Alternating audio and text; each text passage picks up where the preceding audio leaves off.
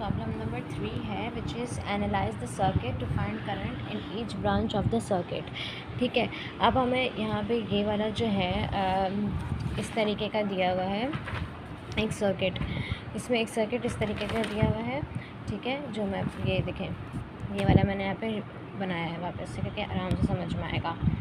ठीक है, तो ये वाला सही है। तो अब हमने इसको वापस से बनाया। अब हमें क्या इसमें फाइंड करना है, सर्किट फाइंड करना है, इस सर्किट में करंट फाइंड करना है, सर्किट फाइंडिंग करना है। इस सर्किट कैसे फाइंड होगा, एनालाइज द सर्किट, इस सर्किट को एनालाइज करके इसमें करंट फाइंड करना है इन each branch of the circuit.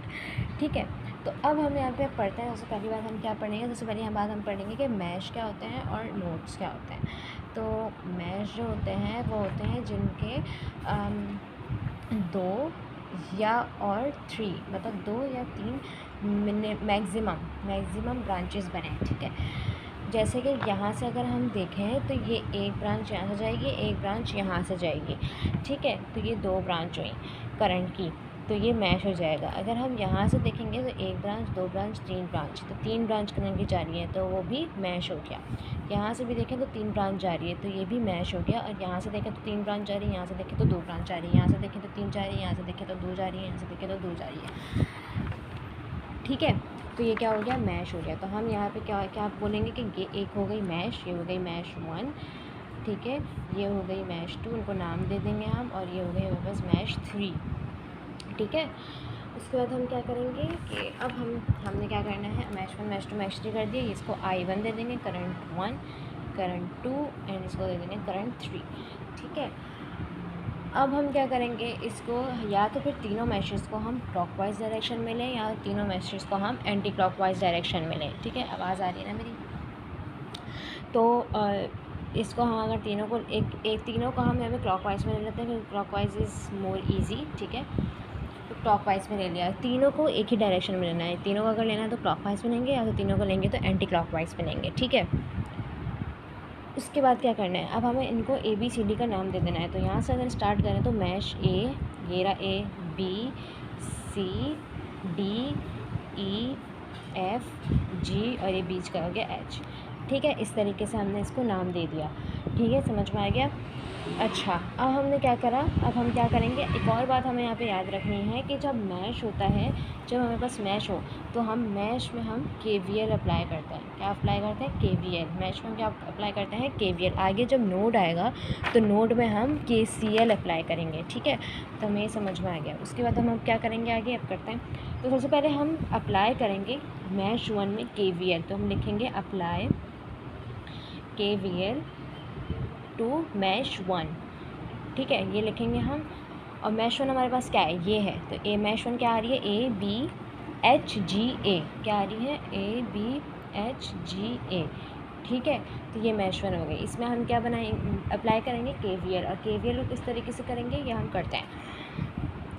अच्छा, सबसे पहले तो हम देखेंगे कितने वोल्टेजेस आ रहे हैं इसके पास। सही है, कितने वोल्टेजेस हैं इसके पास। तो सबसे पहले हम देखेंगे यहाँ पे मैश 1 में हमारे पास 100 वोल्ट्स भी आ रहा है और मैश 1 की लाइन में हमारे पास 20 वोल्ट्स भी आ रहा है। ठीक है, 2 वोल्ट्स आ रहे हैं, दिख रहा है ना, 100 भी आ रहा है और 20 भी आ रहा है मैश 1 में। अब यहाँ पे हम साइन कन्वेंशन रूल अप्लाई करेंगे। अच्छा, ये साइन कन्वेंशन रूल क्या होता है कि जो हमने क्लॉकवाइज डायरेक्शन में लिया है, इससे हम देखते हैं कि क्या कौन सी 100 के साथ प्लस की साइन आएगी या माइनस की आएगी, 20 के साथ प्लस की आएगी या माइनस की आएगी। सबसे पहले तो हम ये देखते हैं कि जो बड़ी वाली लाइन होती है ये प्लस की होती है और छोटी वाली होती है माइनस की होती है। यहाँ पे भी सेम चीज़ करेंगे। ठीक है, अब साइन कन्वेंशन रूल किस तरीके से करेंगे, ये क्लॉकवाइज इस तरीके से आ रही है, ये क्या आ रही है, क्लॉकवाइज इस तरीके से आ रही है। जब ये इस तरीके से आएगी तो कहाँ पे रुकेगी यहाँ पे प्लस वाले में। तो 100 क्या हो जाएगा, 100 प्लस में हो जाएगा।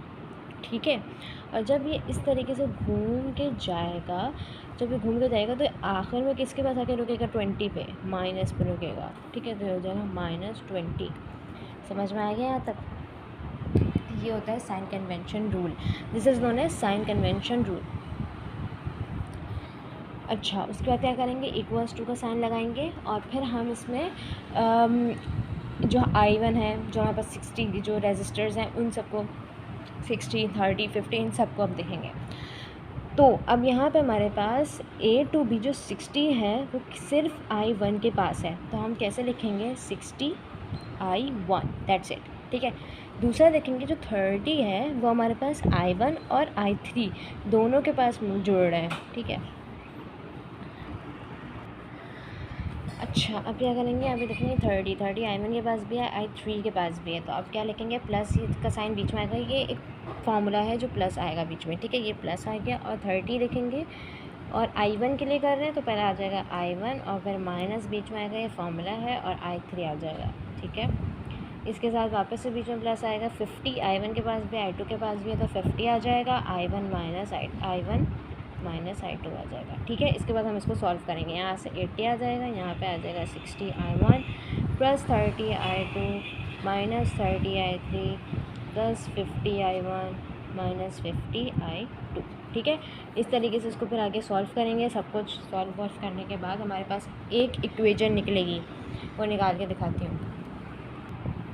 हेयर ये वाली इक्वेशन निकलेगी, देखो 80 is equals to 14 I1 minus 5 I2 minus 3 I3, ये एक इक्वेशन नंबर 1 निकलेगी। अब हम देखेंगे मैश 2 के लिए।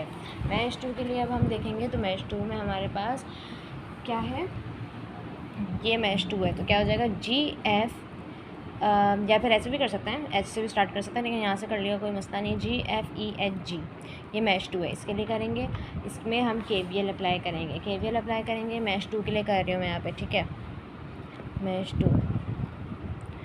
अब इसके लिए जो KVL अप्लाई होगा वो किस तरीके से होगा, पहले तो वोल्ट्स देखेंगे, इसमें 20 और 50 आ रहा है, प्लस वाला जो होता है, बड़ा जो होता है वो प्लस होता है और छोटा जो होता है वो माइनस होता है। ठीक है, यहाँ पे भी क्लॉकवाइज जा रहा है, जब पहले क्लॉकवाइज जाएगा जहाँ कहाँ जाके रुक रहा है, ये प्लस पे रुक रहा है, तो आ जाएगा प्लस 50। ठीक है, जब यहाँ पे जाएगा तो ये भी कहाँ जाके रुकेगा, ऐसे जाएगा तो कहाँ जाके रुकेगा 20 पे और प्लस के, तो इस तरीके से प्लस 20 आ गया इज इक्वल्स टू। अब यहाँ पे अब देखेंगे हम कि कौन कौन से रजिस्टर्स हैं। रजिस्टर 10 जो है वो सिर्फ मैश 2 के पास है, मतलब I2 के पास है, तो आ जाएगा 10 I2। ठीक है, फिर प्लस का लिखेंगे हम ये वाला।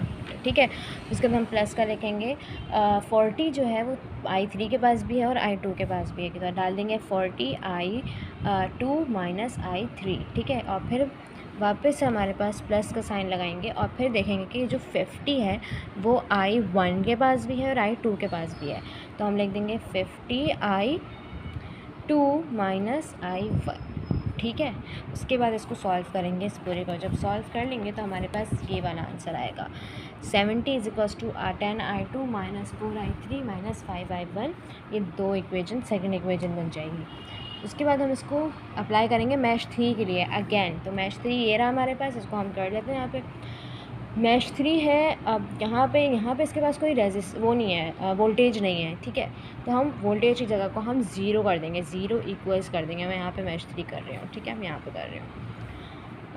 फिर 0 इक्वल्स टू, पहले तो 30 है इसके पास और 40 है और 20 है। 30 किसके साथ मैच कर रहा है, I1 और I3 के साथ, तो यहाँ बचेगा 30 I3 माइनस I1। उसका बाद प्लस का साइन आएगा, 20 आ जाएगा हमारे पास I3। ठीक है, क्योंकि इसके साथ कोई और नहीं है, और फिर आ जाएगा प्लस करके हमारे पास 40, और जो हमारे पास I1 के पास भी I2 के पास है और I3 के पास हो जाएगा I3 माइनस I2। ठीक है, समझ में आएगा ये मैश 3 के लिए कर लिया। जब इसको पूरा सॉल्व कर लेंगे तो मैश 3 का आंसर क्या आएगा, ये आपको दिख रहा है 8 I1 plus 4 I2 minus 9 I3 is equals to 0, equation number 3 आ जाएगी। ठीक है, उसके बाद जब हमारे पास 3 इक्वेशंस आ जाएंगे, उन तीनों को सॉल्व करना है और उसके बाद हमारे पास करंट निकल जाएंगे। इन तीनों को सॉल्व करना है मैं सिखा दूँगी नेक्स्ट वीडियो में। ठीक है, यहाँ तक तो आपको समझ में आ गया होगा। तो इस तरीके से हमारे पास नॉन मैश करंट्स फाइंड हो जाएंगे।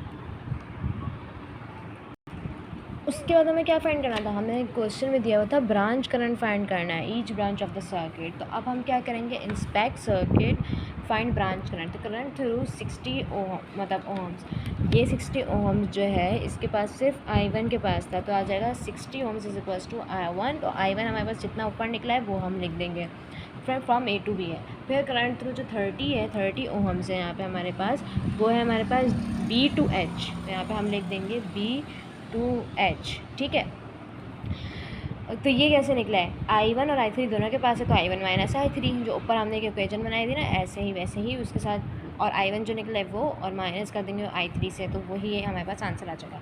फिर करंट थ्रू 50 भी करेंगे, जो I2 माइनस I1 है, और 50 हमारे पास H2G है, H2G, ठीक है, इस तरीके से कर लेंगे। सारे उसका निकालेंगे, 20 का निकालेंगे, करंट थ्रू आ जाएगा 20 ओम्स। तो 20 ओम्स क्या है हमारे पास, सिर्फ I3 के पास आ रहा है, तो I3 लिख देंगे। और H कहाँ तक है ये, C to D, तो ये आ जाएगा C to D, ठीक है।